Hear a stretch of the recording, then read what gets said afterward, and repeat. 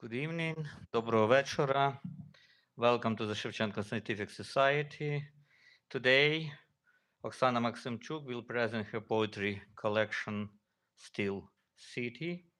Oksana Maksymchuk is a bilingual Ukrainian-American poet, scholar, and literary translator.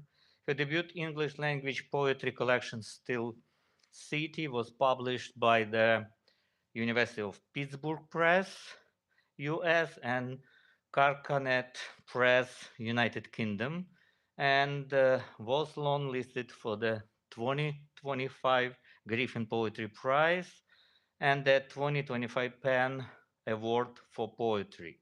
Her poems appeared in The Guardian, the Paris Review, the Poetry Review, and many other journals. She co-edited an anthology, Words for War, New Poems from Ukraine, and co-translated several poetry collections. She is a recipient of the National Endowment for the Arts Translation Fellowship, the Scaglione Prize for Literary Translation from the Modern Language Association, the American Association for Ukrainian Studies Translation Prize, and other honors. Oksana holds PhD in philosophy from Northwestern University. The event will be moderated by Dr. Vitaly Chernetsky, President of Shevchenko Scientific Society. For the next upcoming Saturday, October 25th, we invite you to lecture by Mykola Repchuk, a prominent Ukrainian political scientist and writer. Okay, let's start enjoying poetry. Thank you so much, Vasil. Good evening, everyone, and thank you so much for being here, and thanks to everyone who are joining us on the live stream. It is a great pleasure and honor for me to welcome Oksana Maksymchuk in one of her many talented hats that she wears, which is as an original poet. It was earlier a great pleasure for me to collaborate with Oksana and her husband and creative partner, Max Rosochinsky, on the wonderful anthology that Vasil has already mentioned, Words for War, New Poems from Ukraine. And so today we'll have a chance to listen to some of Oksana's original poetry. And as you already heard from the introductions, it has received considerable acclaim and has been published, some of it in the leading English language poetry periodicals. And we'll also have a bit of a conversation about the poetry process, about ideas, changes, things of that kind. So thank you for being here. And why don't we start with some poems? Lovely. Thank you so much for coming. And I'm going to impose some poems on you to begin with. I really like to read in very small sections, kind of like taking mushrooms. You need to microdose in order not to be overwhelmed. So we are going to do this in sets of 3 poems, maybe, and then we will have a conversation. And you're welcome to jump in at any point because it's a small group. And we love to kind of have Absolutely, absolutely. We want this to be a very interactive, participatory event. So there is the third microphone, which is there at the podium. So please feel free to grab the mic and if one during the free discussion portions of the evening. Right. So we'll do it as a kind of free jazz performance. Okay. All right. Так краще? Intimate relationship. I bought a hat of farm mink fur to wear in the war. In my hat I sit in my cellar waiting. The enemy's late. I read his messages on my phone, popping open jars of strawberry jam lining the cellar walls. Like a lover, my enemy sends me flowers, emojis, words of condolence, supplications, doctored screenshots, explicit photos.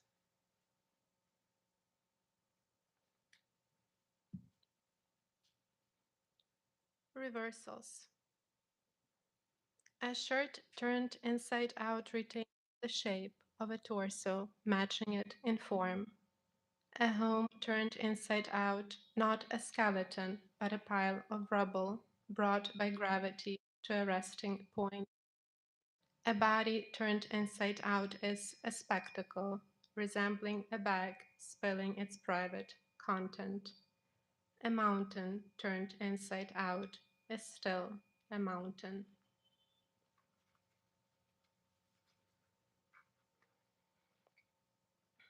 Several circles. What I see is an eye, while you're seeing a female breast, purple nipple on top like a cherry. Stubbornly phenomenal, circles join, overlap, sending each mind on its own lonely journey. So Kandinsky and Class sat in each other's lap for a little while in a house they shared in Dessau, as outside the frame yet another shape shed its flesh, exposing the blackened spine of a rising inverted star. Here, beloved, taste my eyeball, rinsed in a special cocktail only I can craft in my mortal body. Thank you. Okay, so we have our first taste of some of Oksana's English language poems. And to me, uh, as they strike as very powerful, but different in poetics and style from the earlier writing in Ukrainian. And these poems, of course, have the intensity associated with wartime. So there is a shift of perspective, a shift of experience, because your earlier, published Ukrainian poetry comes from the time of peace. I mean, it could be a time of turmoil and transition, of the post-Soviet sort of economic troubles and things of that kind, but nothing like the war. So I guess it's a twofold question. Was it war and war-related experience that triggered this particular kind of poetic form for you? Or was it also the transition between the poetic traditions and expectations of how a poem works, what makes a poem powerful in different national linguistic traditions? I hope it's not too confusing a question. No. And Vitaly is one of the few people probably in the room who has actually read my Ukrainian language poetry, the other being my husband. But in Ukrainian, I think I often tend to have very long lines. Here it's very sparse and minimalist.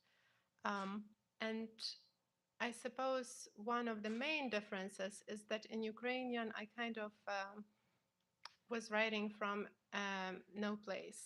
I don't think I even used gendered endings in my verbs because I had this idea that poetry has to be universal and it has to speak to this experience that has transcended the particularities of any particular situation.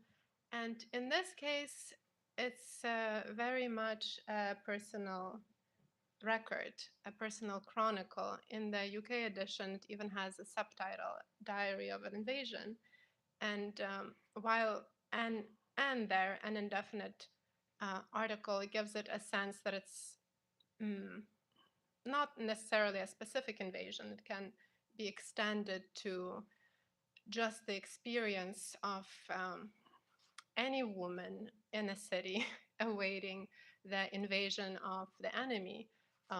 So in many ways, for me, the inspiration was also in Homer and in the Iliad, in imagining what it's like to be waiting for the occupying army knowing that things will be very different at any moment if the city falls. So it's deeply personal, and while the I is not equivalent with my personal I, it's still an avatar. It's a kind of parallel reality that I'm constructing here. It's still much closer to the actual lived experience than I think I ever allowed myself to indulge in Ukrainian. And in part, that is motivated by the American poetry tradition. In the past 20, 30 years, there's a lot more personal poetry that comes from a shift from, say, language poetry to identity poetry, people writing about the range of experiences, and poetry also becoming more democratic. So that means that there is also a shift from the technical craft aspects of poetry to storytelling. I am still very much into the technique and the the embellishments and the internal rhymes and preserving the melody and the sonics, but you can also see that the poems are maybe more heavily story focused than in my Ukrainian work. For me, and I'm probably maybe jumping ahead a little bit for our audience who hasn't heard as much of your poetry yet.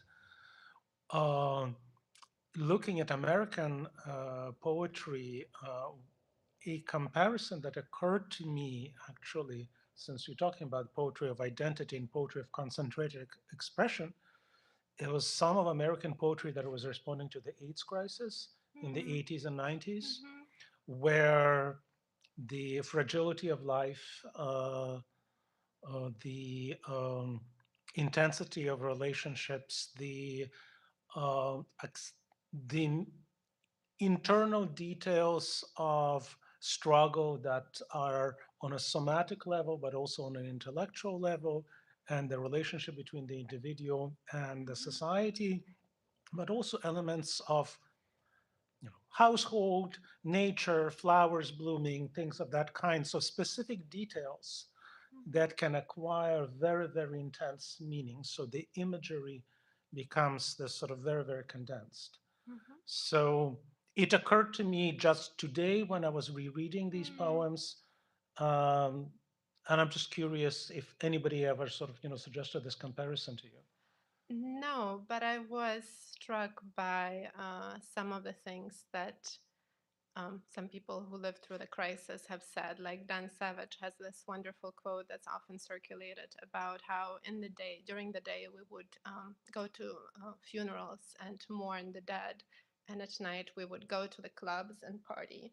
And I think there is something very insightful about that attitude, that you do want to celebrate life even in the worst of circumstances. And in many ways, this war of terror on Ukraine that Russia is waging is triggering not just the reaction of morbidity and fragmentation, but it's also triggering this intensity of lived experience where people really try to live every moment as if it were their last, which means that they really are committed to treats and pleasure and delight and kind of, I guess, grasping life in all of its very many different expressions, like appreciation of beauty and friendship and family and connections. And in part, that's why Ukraine is such an amazing place to visit right now, that there is this sense of solidarity and community and people living at the edge, but also living very beautifully. And I'm very keen to capture all of this range of experiences rather than focusing on death and destruction and decomposition and humiliation and degradation and victimhood. So I think they have to be balanced by these other visions, which is in fact how it is. It's not like I am making it up. I'm just Of course. observing it. No, I mean, I agree with you 100%. This is one of the remarkable features of contemporary Ukrainian culture, of Ukrainian life, that there is such vibrant cultural life, that there are literary festivals and art exhibitions and musical creativity, and that is quite remarkable in its diversity, in its intensity, and indeed in new meanings, new forms. And yes, a lot of it comes from trauma, but not only from trauma. Indeed, some of it is that resilience, despite everything, we are going to be celebrating life. Right. And I think it's also true for, say, the Black community and the Black Lives Matter movement. There is a poet who has a series of poems that are titled, "How Can Black People Write About Flowers at a Time Like This?" And every poem gives a different answer about how it's possible and indeed necessary to keep writing about growth and blossoming and flourishing, especially when it's being challenged and when your right to exist is being questioned. Yeah, absolutely. Let's maybe hear a few more poems. Well, and these will be. Mhm. Yes, of course. That's a great idea. Thank you. Page 32. And I'll actually be reading 32 to 35.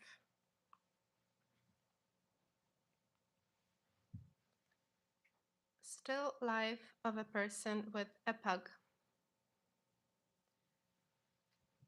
She was walking her pug down the street in a town where she spent her childhood and teenage years, still in her winter coat, even though it was getting warmer and the buds on the poplars grew engorged. Something bit her in the back, and she fell and lay there on the sidewalk. The next day, a neighbor brought out a sheet with tiny roses for that which was once her body, a matching pillowcase for the pugs. A passerby took a photograph and posted it on Telegram, causing an avalanche of angry emojis.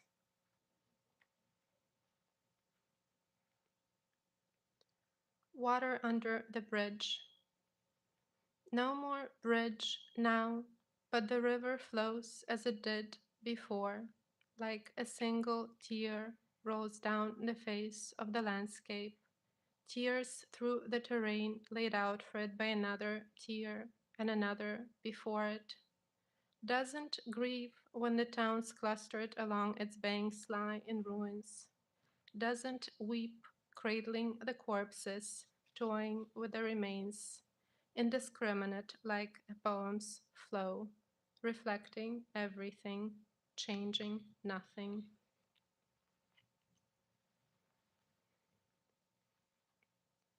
Drone footage. When a shell strikes a person, there is a scattering, resembling a flock of birds taking off, hands flying in the air, signaling, feet levitating in mid-kick, their avian shapes casting shadows, lithe and carefree from on high.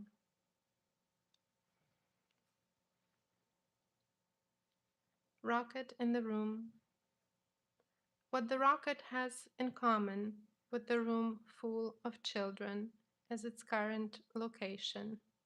Somebody thought the rocket belonged in the room with children, and now it's here. In time, someone else will come and collect the pieces of the rocket and of the children, weeping and shouting insults at the sky. But for now, this rocket and these children are an unsorted matter, a puzzle awaiting a solution.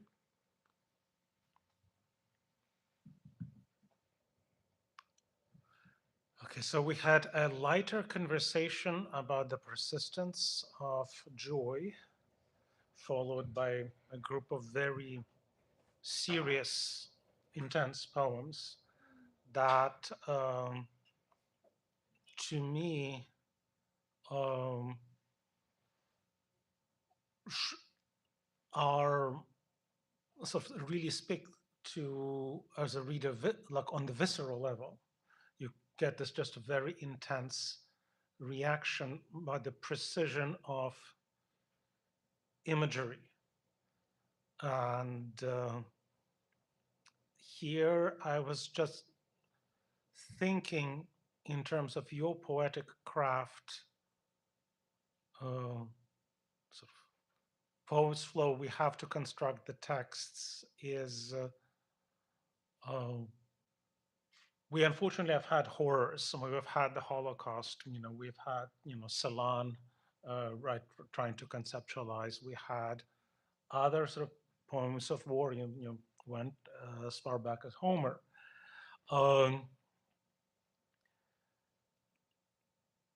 As somebody who, both as a poet and as a scholar, and also I know from your education, you especially know very well the classical Greco-Roman tradition, both in studying philosophy, but you cannot study philosophy without also studying the poetry of that time.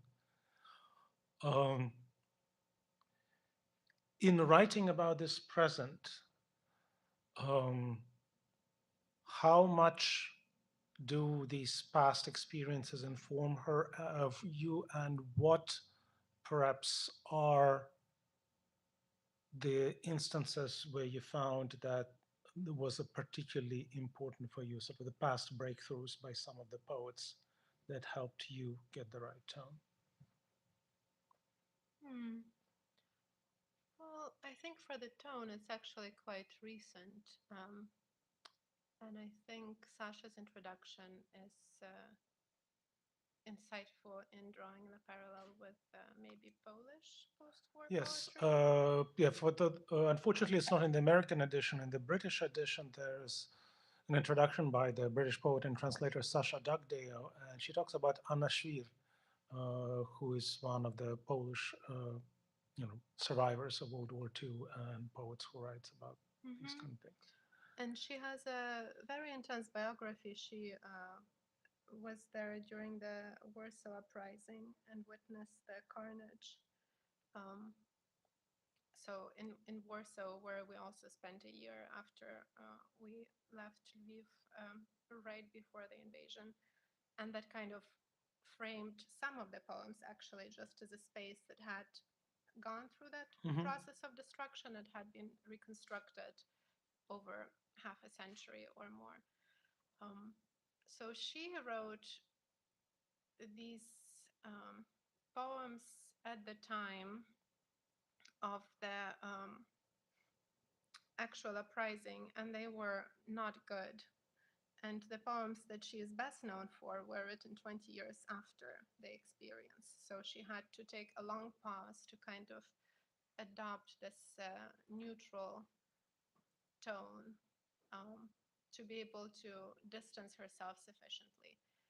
And for me, I think it's because, when we were living in Ukraine and I was imagining what's going to happen, and then was, after we left, 10 days before the invasion, was reading accounts of what actually was happening under occupation. So one of the greatest fears was that Lviv was going to fall under Russian occupation and that we would be cleansed, that there would be a population cleansing, which usually 5 to 10% of people does not survive, or more. There can be a greater population collapse.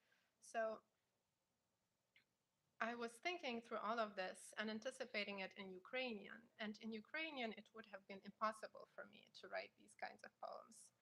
But in English, again, because, my research is historical and in history, if you just read Thucydides, there are so many genocides that the Athenians themselves have committed against various allies that have changed allegiances during the Peloponnesian War. And there are so many ways to rationalize this. And again, being American and being a beneficiary of a nation that indulges in expansionism and adventurism and opportunism overseas, for me, it was very difficult to maintain a kind of lamentation of a victim. I can always toggle between different perspectives. And in English, it's just much more likely that I will do that. And that gives the poems a certain distance and a sense of neutrality where I am describing situations and kind of constructing puzzles that I'm inviting the reader to complete.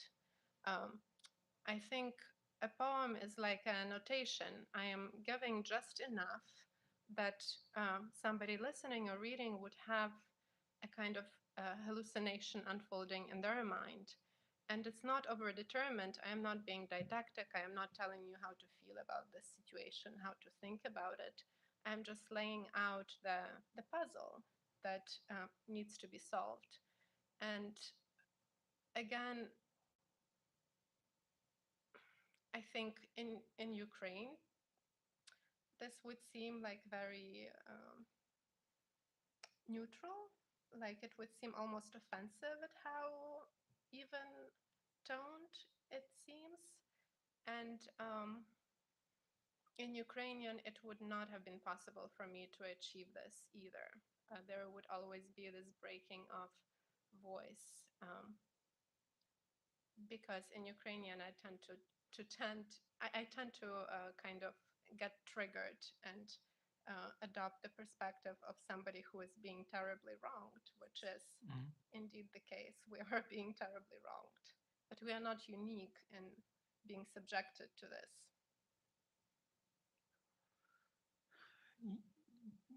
Yes, that is, I think, one of the important elements of what I see in your poetry is that complex perspective, which blends the global and the local, which blends uh, the intimate knowledge of the Ukrainian details, which I recognize in the book, and I know from this, I recognize a lot of very specific material things, and I'm not going to reveal them all, and I would encourage people to buy the book and read it, and you'll have them as a little raisins in the bun, these маленькі родзиночки, що будуть несподіваними такими відкриттями.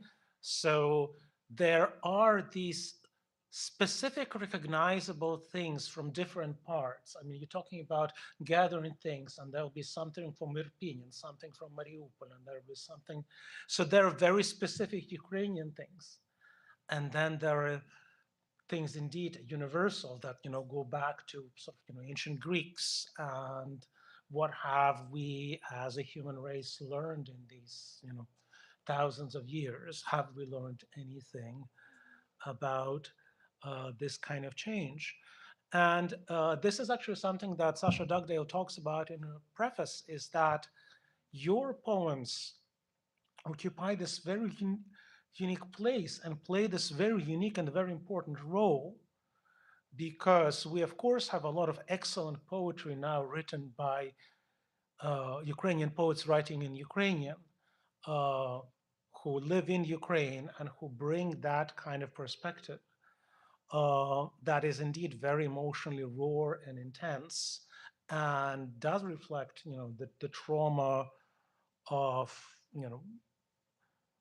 living through the experiences, whether it's at the front line in the trenches, whether it is in a shelter, whether there is doing all sorts of kind of things. But we, in the way that we engage the global audience, I think that there are many different paths, and the role that the position that your poems take, what you bring here, is hugely important and hugely valuable, precisely in that we have this double optics, we have this double perspective of somebody who is intimately acquainted with things Ukrainian, but can also present this as if through a glass sort of slightly distanced perspective that perhaps can resonate with the international audience because they too are not intimately involved,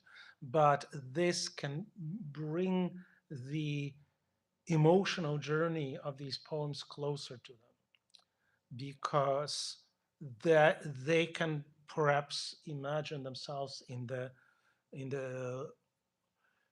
speaking subject of these poems shoes, so to speak, being both inside and outside. Right. I think poems often work with emotions, but they can do it in so many different ways. So there can be a kind of contagion model for, the poem is emotional, and so the whoever is reading it is going to um, take over the same emotion. It's kind of like viral affectation. Or it can be that the poem just contains the ingredients for the emotional response, but doesn't itself project the emotion. And I think I'm trying to lean into the second strategy. And what I see happening in a lot of poems that come out of conflicts, not just in Ukraine, but elsewhere, is that there is a tendency to kind of um, go with the first one, to rely on this contagion um, strategy, which is also very powerful, but it's just a different approach. And I think it's an approach that the readers maybe eventually become numb to, um, because so much is demanded of them all the time. They're constantly asked to feel this, to empathize, and that response is something of an act of charity. If you're not in a situation, it's a lot to ask for many, many times a day. So it's kind of like war photography at a certain point when you see all of the blood and the guts and the decomposing remains. You no longer even can respond to it properly. You are just so habituated to this. So it's a kind of similar thing with, I think, these intense expressions of another's suffering in words. You can get carried away, but you can also, um, it's like that poster. It can read like hope, and it can also read like nope. Mm-hmm. And so you can also just refuse this kind of reaction. And that that requires coming up with different strategies to kind of resensitize, retenderize the listener, the reader. Okay. You probably have been asked this question many times, and if you're sick and tired of answering this question, let me know. But you're a poet who is also a trained philosopher. You have a PhD in philosophy. So we go back to Plato's sort of poets versus philosophers. How do you carry those two parts of yourself emotionally and intellectually side by side? Do they fight with each other? Does the philosophical training perspective actually make helps in your poetry practice? It's hugely helpful, yes, but it wasn't always the case.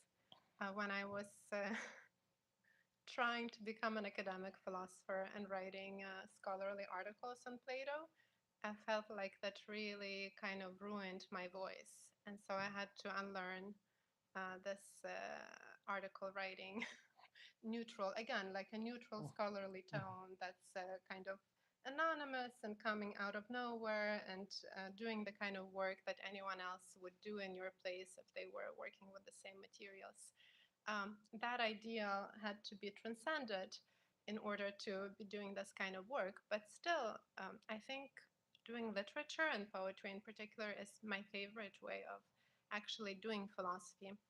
And there is a long tradition of philosophers actually presenting their work as poets. So Parmenides, famous on Truth, is a poem. Lucretius on the nature of Yeah. things is a poem, and that's the best source we have for the atomists. So I think in the collection itself, there are references to Plato. There is a lot of engagement that's quite subtle with the atomists. But at the time that I was preparing, well, the first poems started coming to me in the half a year before the invasion. So we were living in Ukraine, and we kept getting the news, and I was going to this co-working space down my street, which is in the old Jewish quarter. And the co-working space is situated on top of Brigitki, which is the prison where a lot of prisoners. Um, Lviv was occupied or changed hands 3 times. In 39, when it was taken by the Soviets with the partition of Poland, then 41 when it was taken by the Nazis, and then 44 when the Soviets liberated it from the Nazis. And um, with each takeover, there was a cleansing, and a lot of these people who had been imprisoned were executed before the army was leaving the town. The army that was holding them captive. And in his memoir, Stanislav Lem, whose 100th year anniversary Lviv was celebrating the year before the invasion, 2021, the full-scale invasion. He was in hiding for some of the time because he was Jewish, and Jews had been pretty much exterminated during the occupation. But some of the time he was working as a person in this Brigitki courtyard, putting bodies on carts, the executed bodies, so they could be hauled away. So I kept thinking of this history of the city, these very streets and these very spaces that we were occupying as I was working on the collection. And while I was writing the poems, I was also working on a paper on Hegel with my friend, who is a Hegel scholar, and we were doing it like Hegel and Plato. Hegel has this very strange relationship with Plato's laws, and we were trying to understand to what extent Hegel thinks, unlike Plato, that philosophy cannot actually tell us what to do. Philosophers have to describe what has happened retrospectively, but not give recommendations in advance. And one of the quotes I kept coming back to, because of this immersion in Hegel, was that one thing that we learn from history is that we do not learn from history.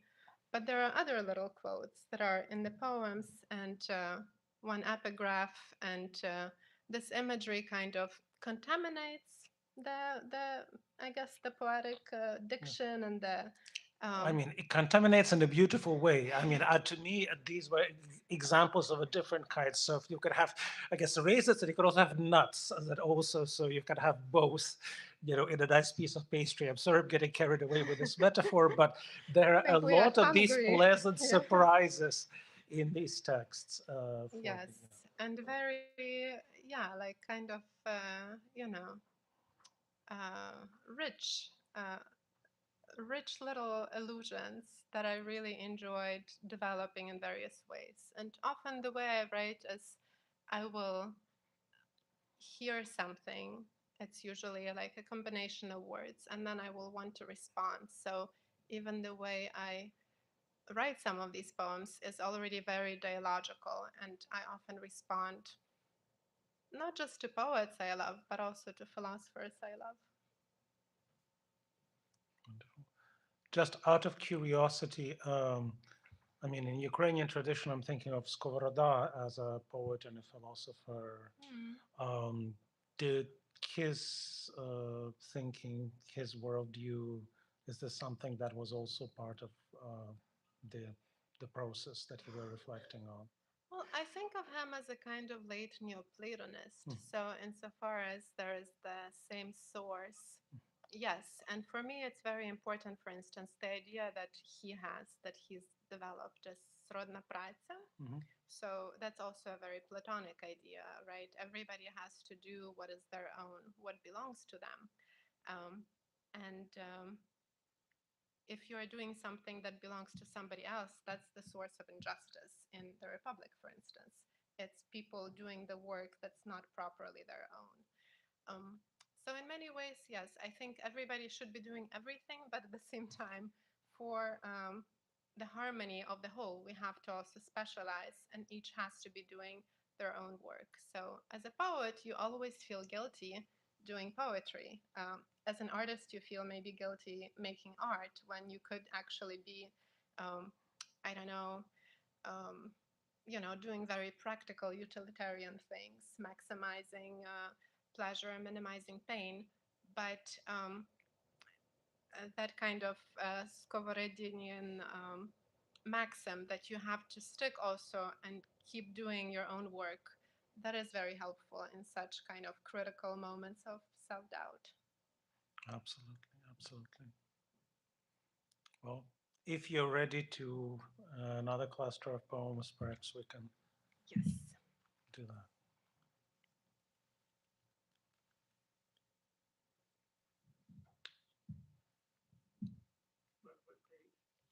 So we're going to go to page 72.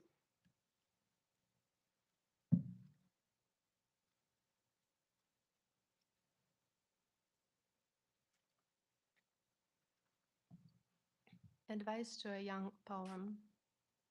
Stay little, poem, fine and sharp like a charm, mysterious, a maker of no sense. Fewer things can go wrong with fewer lines. Fewer promises break in fewer words. Little ones trickle out of the cage through bars one can barely see, seep through the capillaries in a windowless and evasive mind that's devised ways to protect itself against spells and magic. Helpless yet busily resilient, they form like clouds, woven of gauze and mucus, dealing in recovery of broken, hope, delivery of the forgotten, and essential yet dear. Little ones of no weight are enough to transform as one peers into the sky to the sound of an arid siren, falls asleep in a bathtub, dances inside a cellar.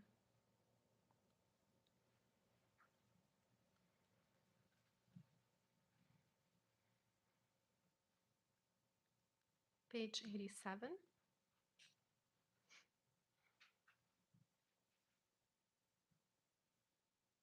Blank pages.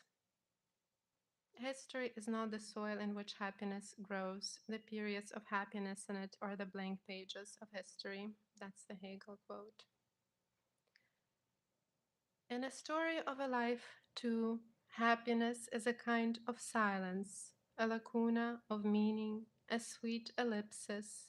No disruptions, dangerous forks in the road, hard rocks to hurl, thrills that shake to the core. In the blessed lull of unearned, free-falling calm, there are stories to tell, words to form, weaving verses out of faint gusts of wind, susurrating branches, filling the pages with clouds and trees, songbirds calling out of the thicket, shadows settled on a beloved face.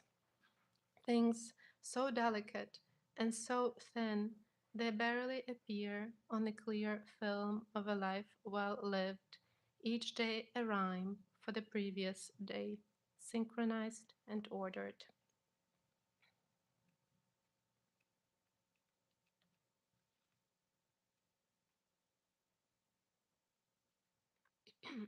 Two more. 112.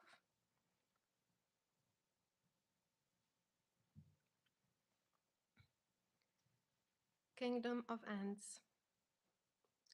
In the brief intermission between world wars, we somehow managed to weave a language out of the things we felt mattered for our future as an impermanent species.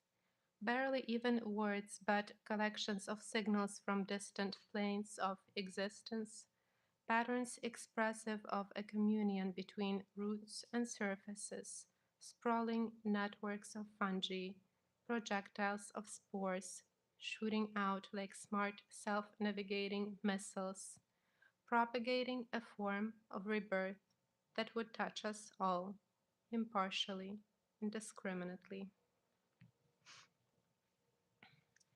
And 113,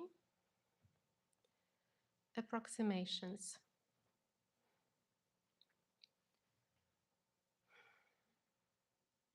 Waking up in a borrowed room, in a body borrowed for a time, in a time borrowed and hardly used. I remember how light my head becomes when the boys overtaking us in the alley tickle me with guns, running them down my spine, then my hip. How I levitate, the force of a scream suppressed, lifting me up and up, and the way it gets dark when strange men pound on my door at night, shouting, "Open up or we'll break it in." Right before the war, I'd wake up in bed, dreaming of another bed, body in it exposed, bone by bone, like a radiograph, through a brilliance, an explosion, tearing at the membranes that ensconce the sleeper. Close yet not an exact match, like a rhyme in a poem you compose post haste, lines blurred by terror. Thank you. Thank you so much, Oksana. These poems really speak to me, but also in a way, in the very precision and sharpness of imagery. I am becoming that very person you're talking about. The poem has the ingredients to create an emotional reaction, and I'm certainly developing it. So, in that sense, I can say that the poem works. Mm. The poem really works. And I guess um, before I open up the floor to questions from the audience, I will then ask what continuing, perhaps sort of, a philosophical line of inquiry is that how, I mean, it's it's in some ways an impossible question to answer, and I acknowledge that. And that is, what is the um, hopeful purpose of poetry? Do you still believe that poetry can change this world for the better?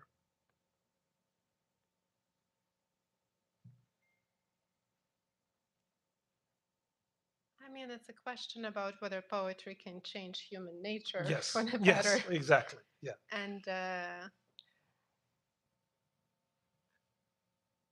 we know that's true.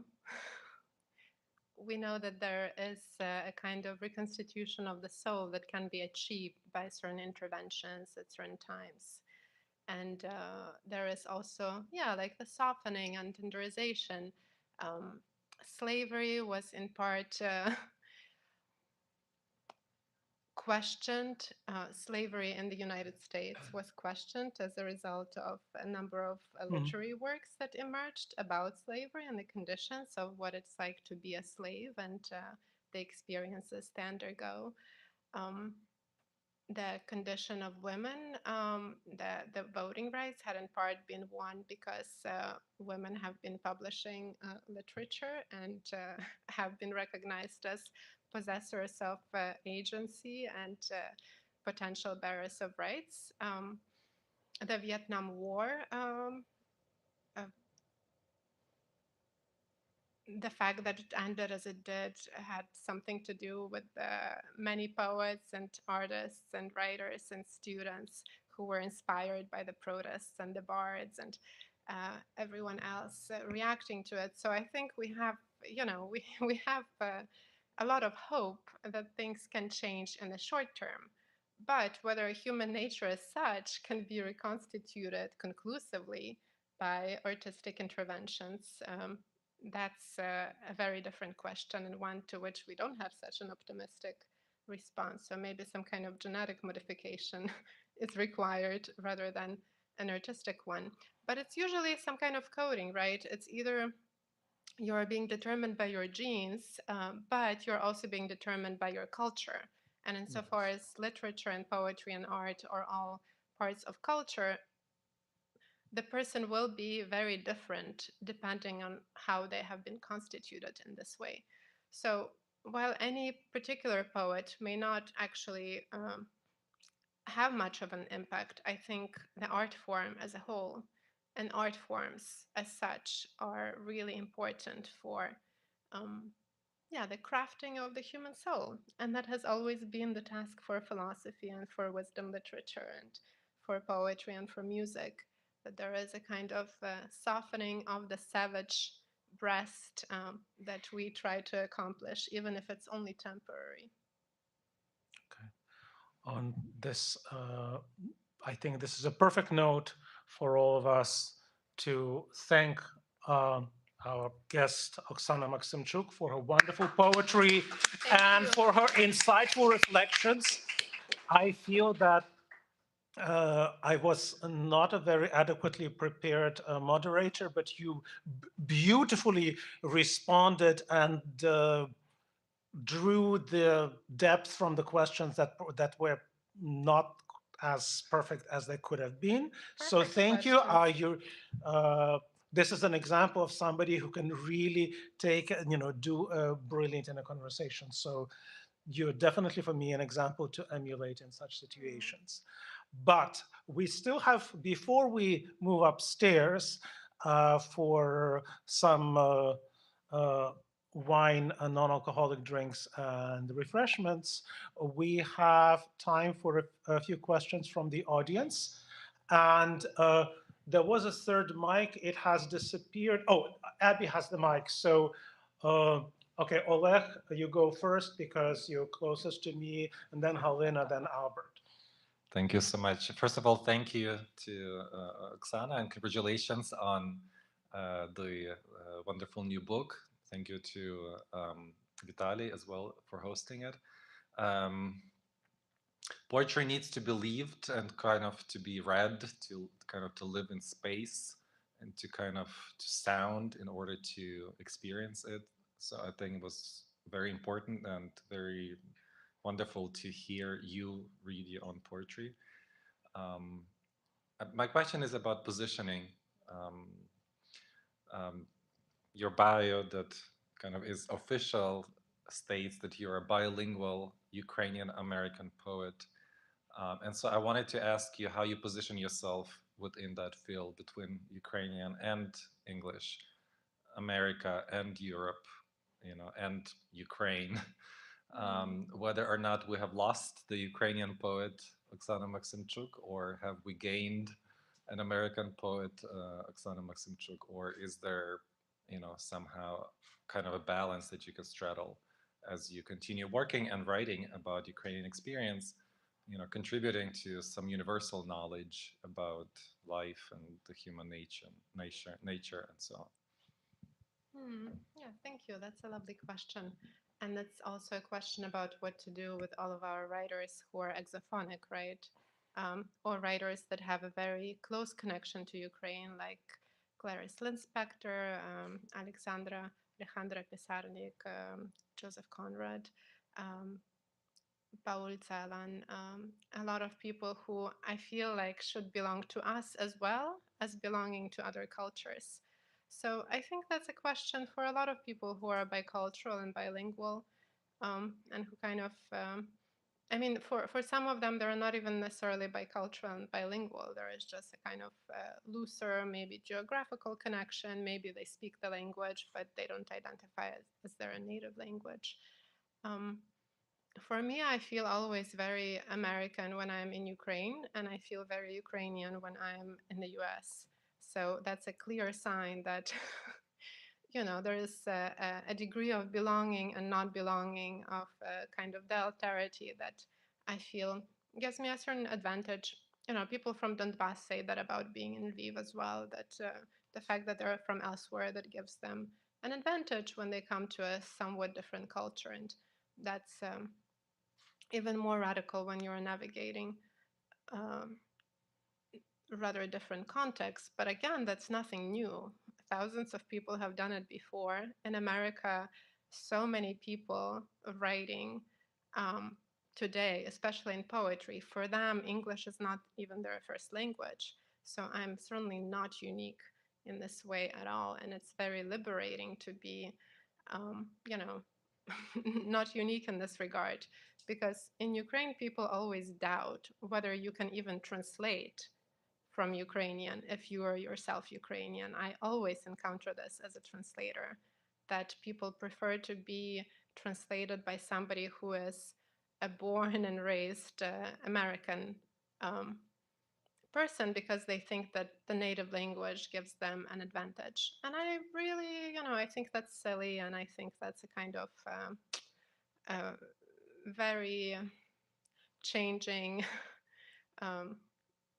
rapidly changing even academic field, when it comes to who does better work, and who has a better sense of language.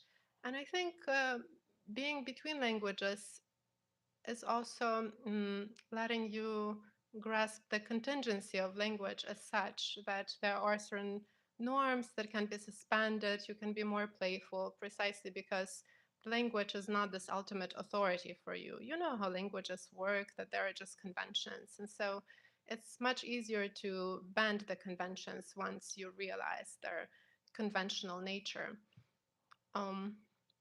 So I don't think it's necessarily like a matter of gaining and losing.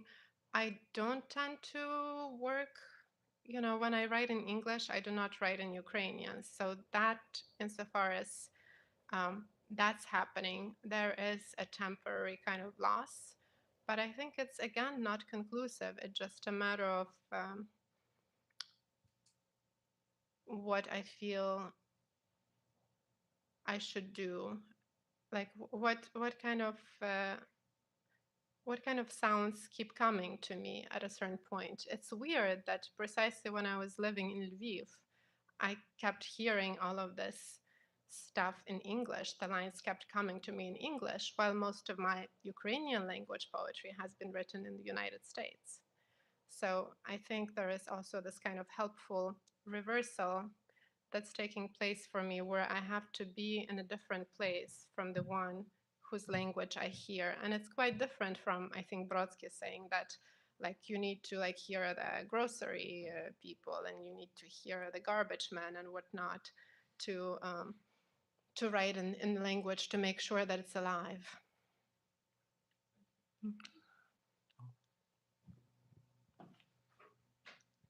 Well, first of all, thank you so much for fascinating, marvelous poetry and this fascinating talk. It was really enlightening. And well, actually, you partially answered my question because even at the very beginning of this presentation, I wondered why in English? Why English? And during your explanation, you mentioned that you wouldn't be able to write this poetry in Ukrainian.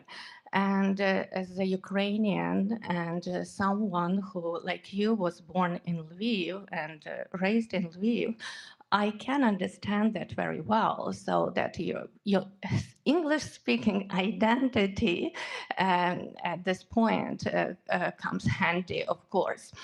But my question is, don't you think that while this is wonderful poetry, but many people in Ukraine, especially people in Lviv, they will be deprived of the opportunity to be introduced to this poetry. So do you plan to translate your works? And if so, would you hire a translator? Would you do that yourself? And also, I have so many questions, so sorry. Please bear with me. And also, while writing this poetry, did you have maybe some Ukrainian lines crossing your mind? Did you have to resort to translation, or it just was, this English-speaking flow of thought and lines? So how does it work? Because, like, as a sociologist, as someone who does research, sometimes I do have to translate because my thoughts still come in Ukrainian. So, well, I guess that's it. Thank you so much. Thank you. Yeah, that's a lovely question. So there is a Ukrainian undercurrent, definitely, that other people have helped me see as there has been a little bit of a reception. And there are two instances in which, for example, there are allusions to Taras Shevchenko, whose kind of house, symbolic house, we are currently guests at. One is the Cherry Orchard, which everybody thinks is a reference to Chekhov's play. But in fact, it's a Sadok Vishnevy, yeah. So it's a title of a poem, and it's a poem about a ruined friendship, a kind of ruined cherry orchard that will fail to blossom in the coming years. The friend I've lost and the city she lost. And another one is called Pegman. It's this little figure you drop on maps. And it's the first line, I think, is, "If I die in the war, bury me on maps." So again, it's a reference to an allusion to the Testament. So there are these traveling, there is a traveling undercurrent of the Ukrainian, I think, music and Ukrainian poetry in the collection. And I wouldn't want to isolate myself from that at all. What I think, in the Ukrainian language, I don't know. So Mariana Kianovska, whose book we've translated, The Voices of Baban Yar, that Oleg published with the Harvard Ukrainian Research Institute, and that won all of those awards. So she suggested that she translate the poems, and she is a wonderful translator. I would totally entrust them to her. But also, I think there is a level at which they're not really needed there, because I think they're really they're kind of, I think they would be viewed as passionless and not sufficiently clear about our suffering. And I agree they're not. And the worst thing about them is that I refuse to conceptualize the enemy. There is some stuff about the enemy and the enemy's activities, and there is some stuff about the atrocities and the crimes that are being committed, but there isn't, I guess, sufficient degree of concentrated hatred and rejection of the enemy. And that's something that I feel like Ukrainians emotionally need right now for a sense of redemption and their own righteousness. And so the poetry would seem a little bit too ambiguous for the current moment.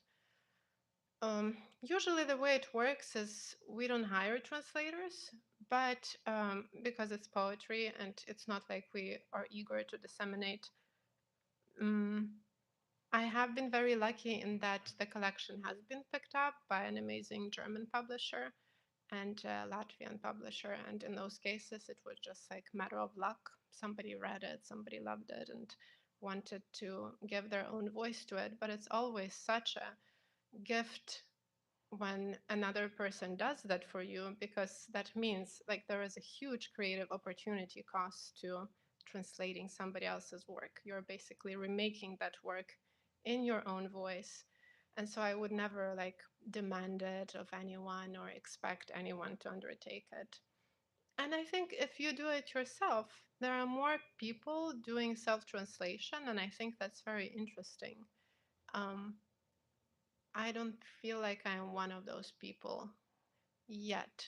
And it's in part because I really wouldn't know.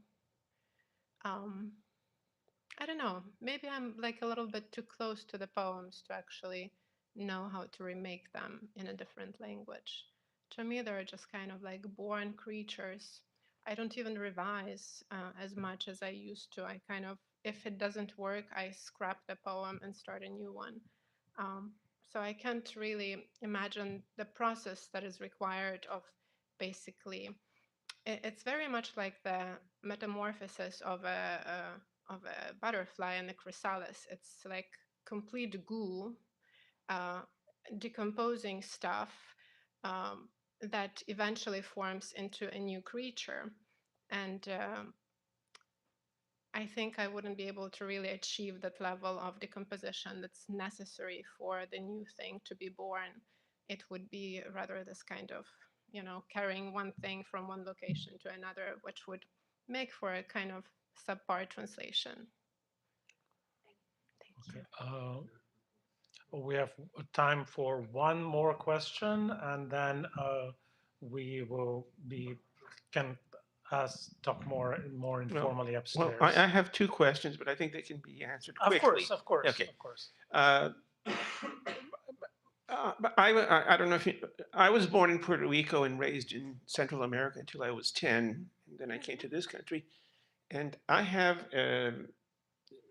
when I'm speaking, the idea of speaking to a Spanish person in New York in English is totally strange to me. And I use Spanish because it's much more intimate for me. Now, as far as the written English, I find that English is very direct and it's very simple. It's like almost a telegraphic language where you don't have diminutives, you don't have augmentatives, you don't have pejoratives, and it's not a inflected language. So it has a certain terseness about it, and it may be good for haikus. I think it's probably better than Spanish would be, because Spanish you need more words. Now in Spanish, I always find it's for me it's a much more intimate language, though it's more complicated. So I'm just curious if you have an actual feeling, such as I have, toward the English language versus your own language. That's question one. And what do you see in English that you like, and what do you see in Ukrainian that you know that it's a better tool in certain situations? Well, I think it's also about the circumstances in which you use the language. So we have a 14-year-old kid, and when he was about 5, he still couldn't speak. We were speaking to him in Ukrainian at home, but he was also going to daycare and speaking English at his American little place in Arkansas. And I made a decision that since he wasn't speaking anything at all, I was going to switch to English with him. And that has really rewired my brain to think of English as a language of care and love and affection, and made it much more, I guess, emotionally loaded for me. And that's also the time, I think, maybe when he was 7 or 8, that I started. Well, no, actually, pretty much within 2 years of switching to English with him, I started writing poems in English as well. So I think it's not really coincidental. I think it's that the circumstances in which I use the language, from just academic and friendly context to this very intimate familial context, has shifted my attitude and the emotional load that the language was able to carry. Okay, my second question is very quick, and it's a political question. Most Ukrainians that I meet have totally broken with the Russian language, and I'm assuming Russian literature. And I assume that's a conscious decision. And I'm wondering, first, in your case, do you still read Pushkin, or do you read Pasternak and so forth, or do you totally cut them out? Well, outrageously, this one even contains a reference to Mandelstam. Okay. An epigraph, yes, from Mandelstam, yes. So the question is, yes, you still connect with the literature. Because I left Ukraine when I was still quite young in 1997. For me, Russian was never like the other major literature, or never, was in danger of overshadowing my Ukrainian identity or my linguistic identity. I was raised in a very, Ukrainian-only environment. My dad was an avid collector of books, and we didn't have any Russian books except for the children's books that I loved and cherished, and that's how I learned my Russian. But it was never like, Russian or Ukrainian. I was growing up aware of so many different other traditions and contexts, that Russian was just one of very many. And so I don't feel like for me to, I don't have to like exorcise myself out of my Russian servitude. I never had it to begin with. I kind of cherry pick what I like. And I have relationships with Russian speakers. My husband from Crimea, we spoke Russian for the first 2 years of our relationship. And I also don't think of it as, inherently a language of hostility. I think of it as a language that had been imposed on Ukrainians violently over many centuries. But again, that's it doesn't mean that, I'm not a regular Russian speaker. And I think, again, being American, you're always implicated in this. Like, as an English language poet, I have to ask myself this question as well. The extent to which English is kind of like absorbing the talent from all of the other contexts, because there are just many more resources in this context, right? As a poet, I can be financially supported by many more residencies and institutions than, for example, in Ukraine as a member of the Ukrainian Writers Union. So there are so many material and pragmatic reasons to also go with the imperial tongue rather than your little native tongue. And I feel like every one of us who is choosing a major language over a smaller language is implicated in this process. And it would be hypocritical for me to be criticizing, say, the Russian language authors who've never collaborated with the regime in any way, and who are actively objecting to what their regime is doing now in Ukraine. It would be hypocritical for me to be ostracizing them, but maybe it wouldn't be hypocritical for people in Ukraine currently sitting under bombardment. Okay. Okay, with this, I thank again Oksana Maksymchuk, and I thank our audience for being here, for the thoughtful questions you asked, and from the nourishment of the soul, we're going to move upstairs to a little bit of nourishment of the body. So thank you so much. And please do not forget, we have books available for purchase, and you have a rare opportunity for the author to sign them for you. Thank you so much for coming, and thank you, Vitaly, for moderating, and thank you for hosting us here, Pan Vasil.